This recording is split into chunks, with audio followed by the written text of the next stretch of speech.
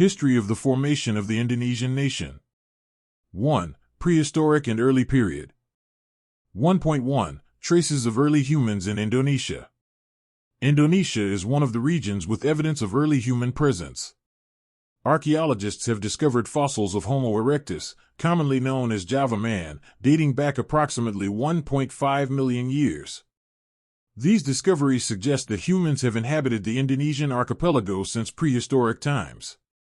In addition to Homo erectus, research has also found evidence of Homo sapiens around 40,000 years ago. These inhabitants are believed to be the ancestors of present-day Melanesians, with important archaeological sites found in caves in Papua and Sulawesi. 1.2. The arrival of the Austronesian people. Around 2000 BCE, a major migration from the Taiwan region brought the Austronesian people to Indonesia. They introduced advanced agricultural techniques, weaving, pottery, and maritime skills. The Austronesians laid the cultural foundation of modern Indonesia, influencing the language and customs of the majority of Indonesians today. 2. Hindu-Buddhist kingdoms, 4th to 15th century.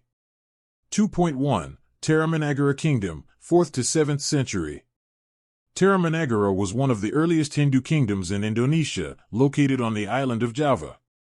Stone inscriptions in Pallav script found in West Java indicate that the prominent ruler, King Purnawarman, established extensive irrigation systems and conducted military campaigns to expand his territory.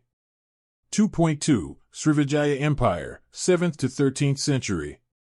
Srivijaya, located on Sumatra, was a powerful maritime empire that controlled trade routes between India and China. As a Buddhist hub, Srivijaya became a major center for learning and culture, attracting scholars from across Asia, including the renowned Chinese monk Xuanzang. 2.3. Majapahit Empire, 13th to 15th century. Majapahit is regarded as the most powerful empire in Indonesian history.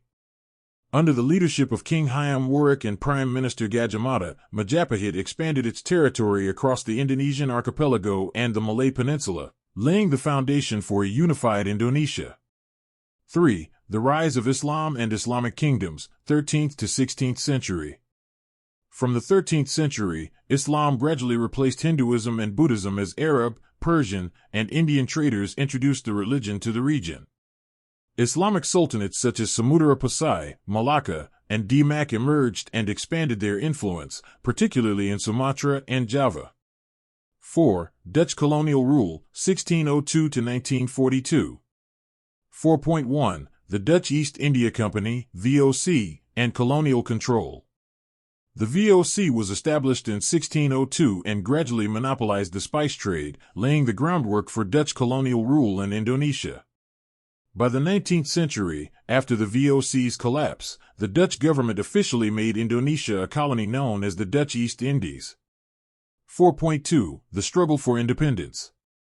From the early 20th century, independence movements gained momentum, led by the Indonesian National Party, PNI, under Sukarno. These movements set the stage for the eventual fight for independence. 5. World War II and independence, 1942 to 1949. 1942, Japan occupied Indonesia, ending Dutch rule. August 17, 1945, Sukarno and Muhammad Hatta declared independence. The Dutch attempted to regain control, leading to a brutal war. However, after intense battles and international pressure, the Netherlands officially recognized Indonesia's independence on December 27, 1949.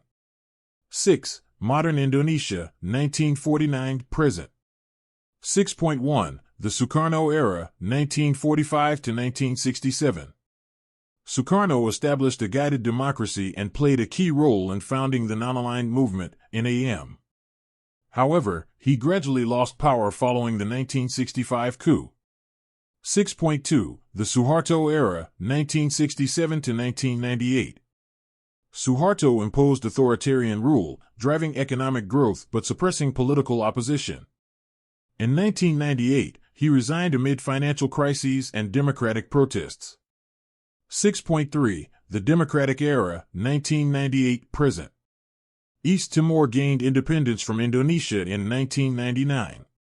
Under President Susilo Bambang Yudhoyono, 2004 to 2014, and Joko Widodo, 2014-present, Indonesia has continued reforms and economic development. 7. Conclusion. Today, Indonesia is the largest economy in Southeast Asia and one of the world's most populous Muslim-majority nations. Its complex history reflects a blend of diverse cultures and a resilient struggle for independence and national growth.